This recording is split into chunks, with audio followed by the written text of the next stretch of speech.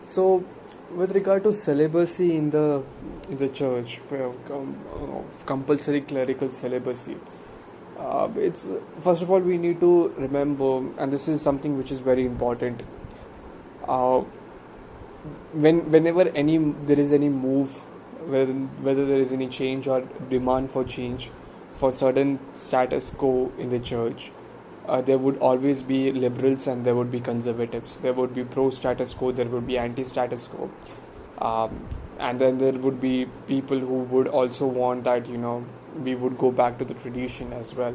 And so there is always this conservatives and liberal going on in the church as well. But the difference between conservatives and liberals in the outside world and in the church should be this, that there is this catechism of the Catholic Church, and there is this entire Catholic faith.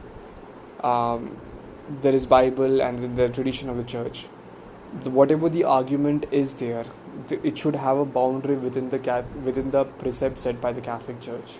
So tomorrow you cannot argue something like, is adultery a sin or not, because even though is homosexuality a sin or not in many cases, because this is a sin. And so even you don't have to, whatever you have to do, you have to fight remaining, or you have to put your arguments, um, or you have to put your arguments remaining in the Catholic faith and adhering to the Catholic Church. That is the first and foremost thing that we have to see. We have to also make sure, sometimes both liberals and conservatives, make this point, try to prove a point against the status quo as something which is unbiblical. And as I see in case of liberals, whenever people say that we should move towards Latin Mass, when conservatives ask for when we should move for towards Latin Mass, liberals say that it's anti-biblical or it's anti-Catholic, right?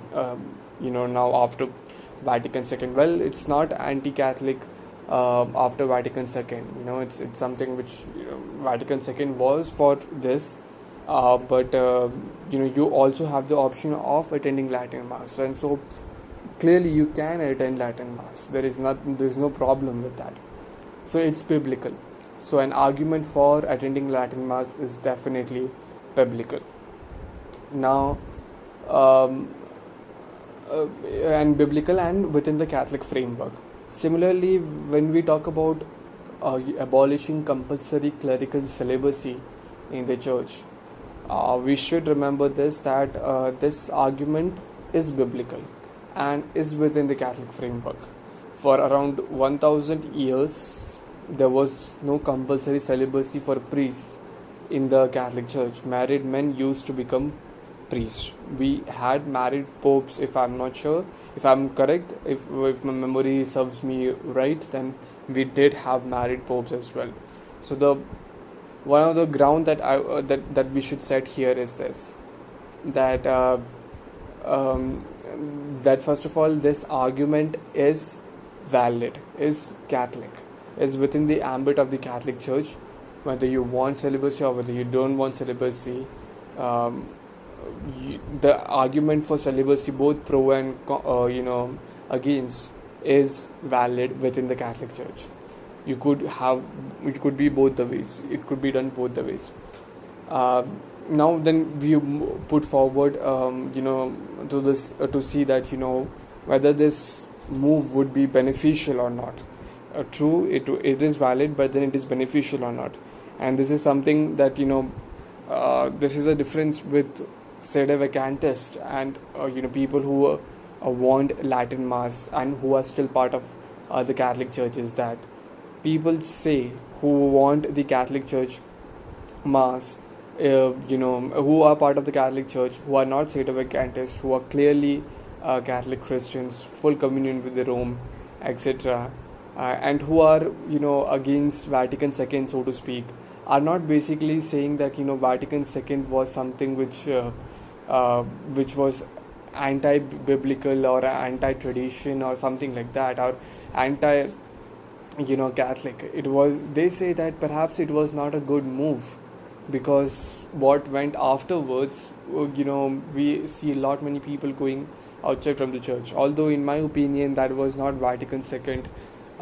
It was other things that happened in society, because if it would have been only Vatican II, then you won't see similar decline in religion across all the Western religions. So it's not just Catholics who are leaving their faith in large numbers. It's also Protestants who are leaving the faith in large numbers. It's also Jews who are leaving the faith in large numbers. So it's something that happened in Europe and in the West in general. That made the thing that many people leave the Catholic faith.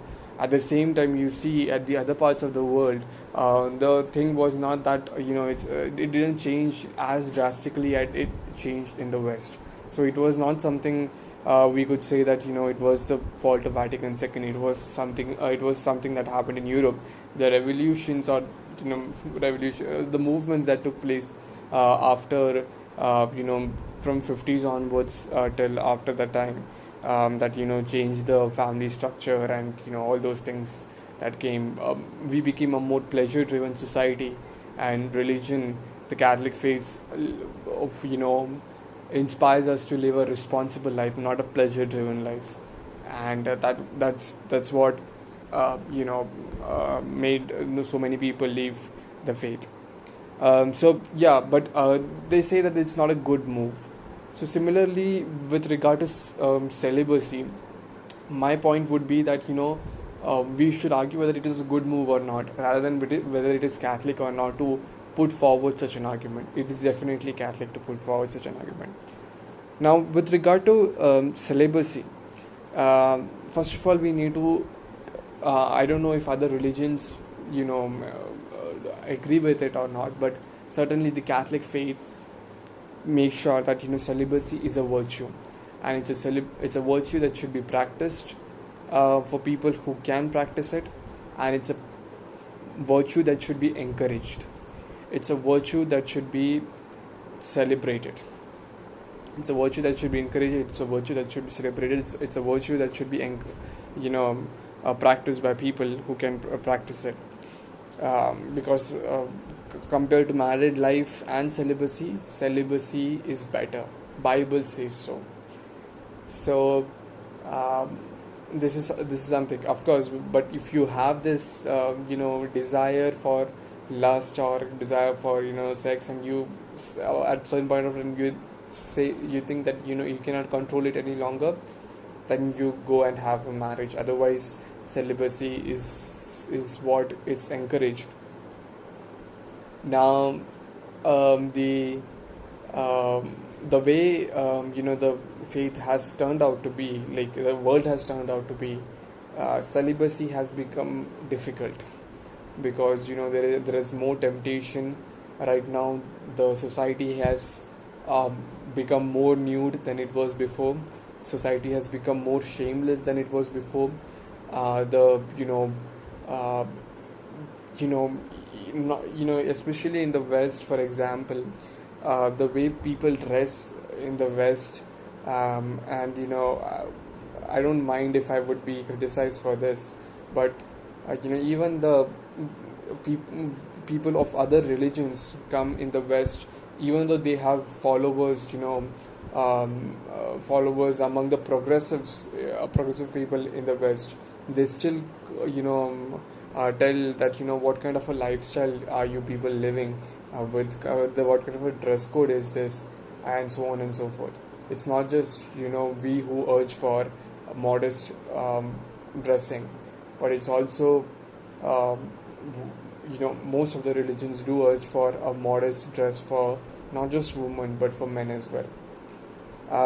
But we won't adhere to, like, the society doesn't adhere to it at present. So celibacy has become more difficult, to live a intimate lifestyle, a pure intimate lifestyle, to guard your manhood, to guard your sexuality, to be virgin before marriage is an achievement that people today face.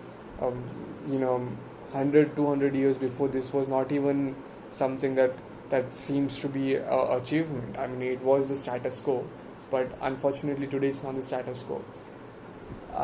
So in this case, so many people are saying that it would be difficult for men to be come to there would be less number of priests, and there would be scandals as well. And one of the reasons why scandals are there is because of this compulsory celibacy, etc. If you look at the less number of priests, it's not just, I guess, celibacy. It's more to do with, especially in the Eastern countries, where you don't have a problem for, you know. So this is the thing. I would say, in Eastern countries, the problem is private property, and in Western countries, it's promiscuous lifestyle of people. Because in Western countries, parents have social security and welfare measures after retirement. In Eastern countries, the only welfare measure that they have is their own children for after retirement. So if they want to live a quality lifestyle just like they were living in before retirement, or live better than that, the only way they could do so is through uh, you know is through having a family, and your kids earning and spending some part of their earning in you. Uh, Moreover, so that's one that's in the Eastern, especially in India, for example. So that's the case for Eastern. I'm saying it's basically for India, what I know. In the case for West, you don't have to worry about how you would live post retirement lifestyle, mostly because you have welfare measures now. uh, and that's the case. You could see clearly a stark difference between number of men who are priests in the Catholic Church in India and the number of women who are nuns in the Catholic Church in India. It's around 50,000 to 10,000, and I don't though I would say that men perhaps are culturally. I don't see a difference between the calling of men and the calling of women. Men won't say, okay, I will have five women and one man. I don't see God calling in that manner. What I see is that there is, even the God calls many people, and that's not in a proportionate ratio or something like that. But what is that how people respond to it also matters. People do have the right to say no, and in many cases, even if they say no, they are not going to be doomed to hell, right? They're not going to be damned to hell. They could still live a lifestyle as a good Catholic laity, if they don't become a priest. But they have a right to say no, and cultural factors do affect the right the right to say no. Um, we have both priests as well as nuns who fought for their priesthood, in the sense with their families. Many families didn't encourage uh, priesthood or clerical lifestyle for for the saints, but they end up choosing that lifestyle, and then finally they became priests and nuns, etc., and they became saints as well. So in in India, for example, because there is no because there is no welfare measures, and also the number of kids per family has reduced to two or one. Earlier it was five, six, or seven. Now, when it was five, six, or five, four, etc., you could at least say, okay, fine, one of the kids can go to being in seminary, while three of them could earn money and have private property, earn income, and you spend some income on parents as well. That's how Indian society always used to be, and that's how Christians in India always used to be. But then certainly there came situation when the family size was reduced. You have two kids or one kids right now per family, and then out of that you have to. It's very difficult for parents to encourage people to go to these seminaries, because It's interesting. One of my teachers, when I was in school, said, "See, the simple reason why parents have kids is because, as at least in India, is because at in their old age there should be someone to take care of them. They know that the government is not going to take care of the people. It's in a country like India with 1.3 billion people, it's very difficult for government to take care of the welfare measures of the senior citizens, and therefore only if they have to depend on somebody, they have to either depend on their finances or some property or something that they have, or they have to depend on their kids who would be earning for them. And for many poor who don't have that much finances that they have built up throughout their pre-retirement age, they are dependent on their children, and so therefore they won't basically send their children to priesthood. um, on the other hand, with regard to nuns, the thing is this: in India there is this concept of dowry. um, and dowry is dowry is something like you have to give to your dowry is something that women give to the husband while going to marriage. And you know This is even a practice right now even in India, among the Christians as well, and among communities in general. The thing with this concept of dowry is this, that many for women it's difficult. So marriage is beneficial for men, but it's actually not so beneficial in terms of dowry for women. And women in any way are not going to be part of your family. So in a traditional family structure of in India, it's like, if you have a son and a daughter, the daughter will marry the other family. Daughter will go to the other family and will stay there and will serve the family members of the other family. Okay, so if, for example, if there is one brother, if there is one son and one daughter, the daughter will go to another family because in marriage, and that family, the in-laws, she would serve the in-laws, and her income, her everything would go for the in-laws, right? Most of that would definitely go for the in-laws. On the other hand, the the boy who would be there, the son, his income would be for the family member in general, for the family in for the current family, for the present family. So because of that, it's encouraged to have, girl seems to be, unfortunately this is the case, girl seems to be a burden, boy seems to be a blessing. And it's okay. So if parents definitely are reluctant even then, because uh, even then parents are reluctant to not send their kids to marriage, or not send their kids to basically seminaries for becoming nuns. But still, I would say this, that the discouragement faced by the boys in terms of sending them to priesthood, compared to girls sending them to become nuns, is different. They would have more pressure from the family to not join priesthood for boys than they would have for nuns to not become a nun. So that is a reason where, and that's basically because of the fact that if you have a boy, then he could earn money and he could spend in old age. At the same time, you don't have and at the same time, if you have a daughter, anyway she is going to serve the other family. She could serve you as well in some way, but then if she chooses to be a nun, it's not that big a problem. And that's why you have of course there is also discouragement to join priesthood and nuns that comes from family in general, across society. So that is one thing.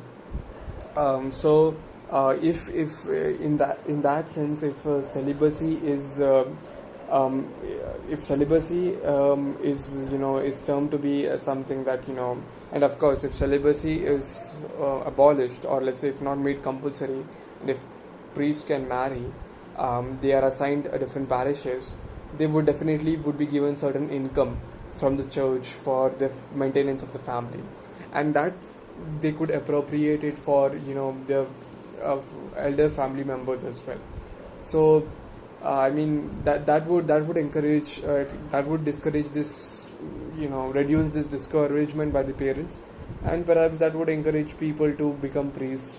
And like the one of the hurdles would be reduced, and perhaps this could increase the number of priests in societies like this where you don't have welfare measures, and you understand the entire concept.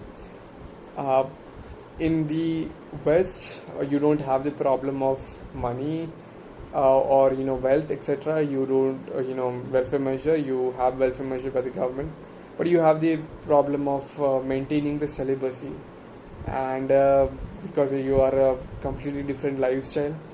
Uh, Although I mean this is also the case in East as well to a certain extent. Uh, this could be reduced to a certain extent, yes, true, but then even you have Protestant pastors who are addicted to pornography, etc. Doesn't mean that they don't have life. You have married men who are addicted to all these kinds of things, so it's a problem in general. I don't know how it would reduce the that kind of problems which the men in society generally face. Secondly, or thirdly, so that would be one thing that it could be beneficial for the Western societies, but unfortunately it would, though it would benefit in these manner, um, and of course there are kids who basically choose not to be, who are talented and who are who have affiliation towards religion, and you want to be priest and want to serve the church, but they choose not to serve because, or not to become priests, because they think that they cannot have uh, they cannot have they cannot live without a wife, or they cannot live without a sexual life. So again, that is something that we need to look into account. Anyway, it's something which is we need to see. It would definitely have, but unfortunately then we would also have a life. Everyone would become try to become everyone would be marrying, and then becoming a priest, and then the virtue of celibacy would to a certain extent be lost, especially in this age when we are so much driven by sex, and in every place, that people think it's better to be married right now, because suddenly after marriage you cannot after becoming a priest you cannot marry. So all those things are there, and we I think so. As far as right now is concerned, we can try other things to reduce scandals and to increase church, increase the call to worship, and called the calling and vocations in the churches and parishes, and we could do away with this argument of banning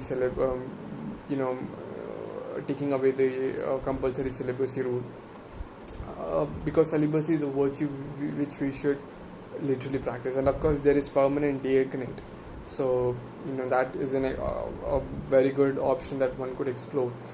You could give sermons in the church, you could recite over other sacraments, you could assist the priest, and you could still carry out your job, and you have your families, etc. That's also a very good way. So yeah, that's something that we would see, but in my opinion, we could do lot many things better. One of the things that we could certainly do better is that we could wear good clothes. We could avoid watching movies. We could especially women should wear clothes that, keeping in mind that people might suffer from a sin which could cause their souls in heaven. Men could, their fellow men could suffer because of the kind of dress they wear, because of that certain pleasure or pleasure, let's say comfort. For seeking that comfort, it would cost a soul uh, of a person, um, of the fellow brother. So that is one thing that they could do. Then we should be more open to people who resign from priesthood to get married, and we should be accepting to them. We should accept them because they have done nothing wrong. They It's better it's better to resign from priesthood and get married than to cause a scandal. They should see it like that. We should accept them, so that it would encourage more people to get married and resign from priesthood if they can't take it any longer, rather than causing scandal. So all those things could be done, and we should try our level best to move with celibacy.